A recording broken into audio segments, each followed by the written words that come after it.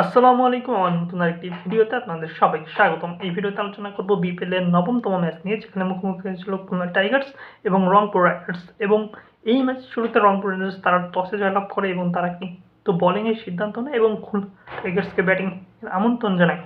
এবং ম্যাচের শুরুতে কিন্তু খুলনা টাইগার্স ভালো করতে পারেনি এবং দ্বিতীয় ওভারে ২ রানে প্রথম উইকেট হারায় এবং ৬৪ রানে ৪ উইকেট হারায় ৯ ওভার ৪ বলে। সেখান থেকে মোহাম্মদ নেওয়াজ এবং দাসুন সানাকার ৭৭ রানের পার্টনারশিপ ৫৩ বল থেকে, এবং সেখান থেকে শেষ পর্যন্ত ১৬০ রান করে ৬ উইকেট হারিয়ে ২০ ওভারে খুলনা টাইগার্স। এবং খুলনা টাইগার্সের সর্বোচ্চ রানগুলো যদি আমি বলি তাহলে দাসুন সানাকা তিনি ৪০ রান করেছেন ৩৩ বল থেকে, তিনি ৪ মেরেছেন ৫টি এবং ৬ মেরেছেন ১টি। মোহাম্মদ নেওয়াজ তিনি ৫৫ রান করেছেন ৩৬ বল থেকে, ৩৪ বল থেকে, তিনি ৪ মেরেছেন ৫টি এবং ৬ মেরেছেন ৩টি। এবং এভেন লুইস তিনি কিন্তু ৩৭ রান করেছেন ২৫ বল থেকে, তিনি ৪ মেরেছেন ৩টি এবং ৬ মেরেছেন ৩টি। রংপুর হয়ে মেহেদী হাসান তিনি কিন্তু ৪ ওভার করেছেন ২০ রানে ২টি উইকেট নিয়েছেন। হাসান মাহমুদ তিনি কিন্তু ৪ ওভার করেছেন ২৯ রানে 3টি উইকেট নিয়েছেন। এবং রিপন মণ্ডল তিনি কিন্তু ৩ ওভার করেছেন ৩১ রানে 1টি উইকেট নিয়েছেন।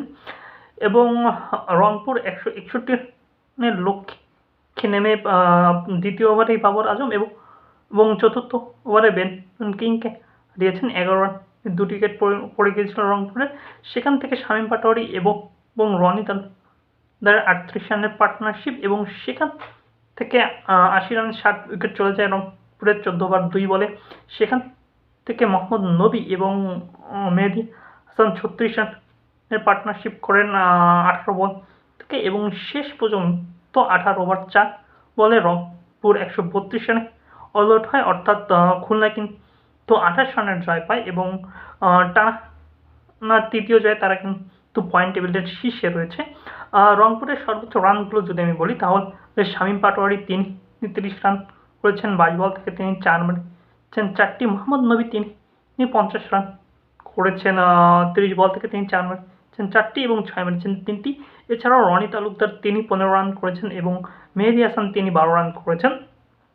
এবং খুলনার বোলারদের কথা যদি আমি বলি তাহলে দাসুন সানাকা তিনি ৩ ওভার করেছেন ১৬ রানে ৪টি উইকেট নিয়েছেন। মোহাম্মদ নওয়াজ তিনি ২ ওভার করেছেন ১৩ রানে ২টি উইকেট নিয়েছেন।